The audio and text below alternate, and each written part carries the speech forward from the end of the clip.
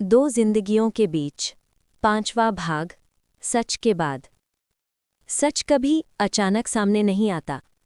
वो धीरे धीरे अंदर ही अंदर जगह बनाता है और फिर एक दिन इतना भारी हो जाता है कि छुपाया नहीं जा सकता। अनन्या उस सुबह बहुत जल्दी उठ गई थी। घड़ी में 4:30 बज रहे थे। घर पूरी तरह शांत था। राजीव सो रहा था और अनन्या कुर्सी पर बैठी अपने हाथों को देख रही थी। उसके हाथ कांप नहीं रहे थे, आंखों में आंसू भी नहीं थे, बस एक अजीब सी थकान थी। ऐसी थकान जो रोने से नहीं, सच बोलने से खत्म होती है। उसने खुद से एक सवाल पूछा, अगर आज नहीं बोली तो फिर कब?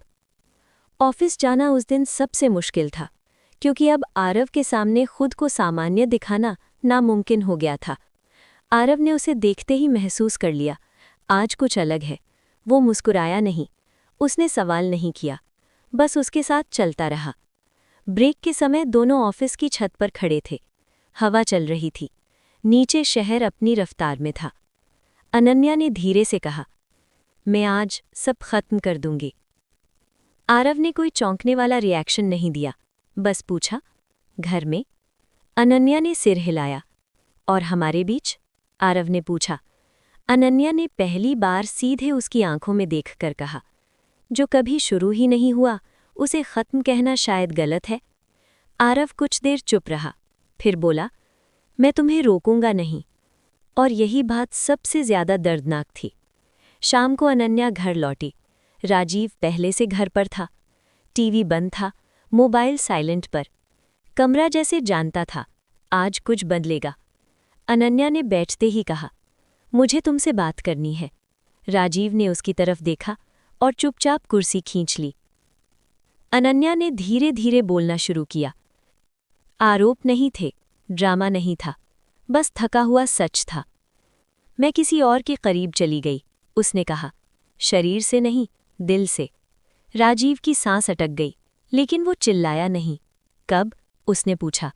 जब तुम यहाँ थे, लेकिन मेरे साथ नहीं थे। ये जवाब राजीव के लिए सबसे मुश्किल था, क्योंकि वो आंशिक रूप से सच था। अनन्या बोली, मैं तुम्हें धोखा देना नहीं चाहती थी, मैं बस खुद को खोना नहीं चाहती थी। राजीव ने कुर्सी से उठकर खिड़की की तरफ देखा। काफी देर तक कुछ नहीं बोला, फिर बोला, क्या तुम उससे प्यार करती हो? अनन्या ने आंखें बंद कीं और कहा, मैं प्यार को अब पहचान नहीं पाती, मैं बस कम अकेला महसूस करती हूँ। ये जवाब सबसे ईमानदार था। राजीव धीरे से हंसा, लेकिन उस हंसी में खुशी नहीं थी। तो हम कहाँ खड़े हैं? उसने पूछा। अनन्या ने बहुत धीरे से कहा, एक ऐसे मोड़ पर जहाँ कोई भी रास्ता आसान नहीं है। उस रात कोई चिल्लाया नहीं, कोई दरवाज़ा नहीं पीटा, बस दो लोग अपनी अपनी हार स्वीकार कर रहे थे। राजीव ने कहा, मुझे समय चाहिए। अनन्या ने सिर हिलाया, मुझे भी। आरव को उसने मैसेज भेजा, बस इतना। मैंने सच बोल दिया। आरव ने जवाब में लिखा, अब तुम अकेली नहीं हो, लेकिन मैं तुम्हारा फैसला बनना नहीं चाहता। और यही तीनों की सबसे बड़ी ईमानदारी थी। दिन बीतने लगे। राजीव कम बोलने लगा, अनन्या ज्यादा। लेकिन बातें एक दूसरे से नहीं थीं। कुछ रिश्ते टूटकर नहीं, खामोशी से खत्म होते हैं।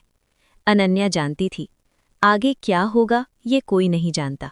शायद साथ रहना, शायद अलग होना। लेकिन अब एक बात साफ थी, झूठ खत्म हो चुका था, और सच भले ही दर्दनाक हो, लेकिन हल्का जरूर होता है। क्योंकि सच झूठ की तरह रोज रोज उठाकर ढोना नहीं पड़ता। अनन्या ने उस रात पहली बार गहरी सांस ली, ऐसी सांस जो सीने तक नहीं, दिल तक जाती है। घर में सब कुछ वही था, दीवारें, पर्दे, फर्नीचर, लेकिन रिश्ते अपनी जगह से थोड़े हिल चुके थे। राजीव कमरे के एक कोने में बैठा था। हाथ में चाय का कप था जो ठंडा हो चुका था। वो चाय नहीं पी रहा था, बस पकड़े हुए था, जैसे कुछ रिश्ते बस पकड़े जाते हैं, जिए नहीं जाते। अनन्या दूसरे कमरे में खिड़की के पास खड़ी थी। बाहर शहर सो रहा था और उसके अंदर सब कुछ जाग रहा था। वो जानती थी, सच बोल देने से सब ठीक नहीं हो जाता, लेकिन अब कम से कम वो खुद से नज़र नहीं चुरा रही थी।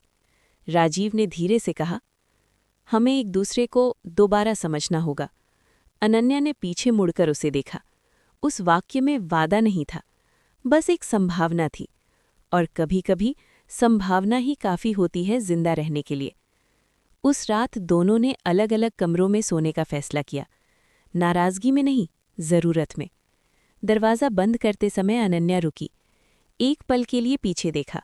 वही घर, वही आदमी, लेकिन कहानी अब पहले जैसी नहीं थी।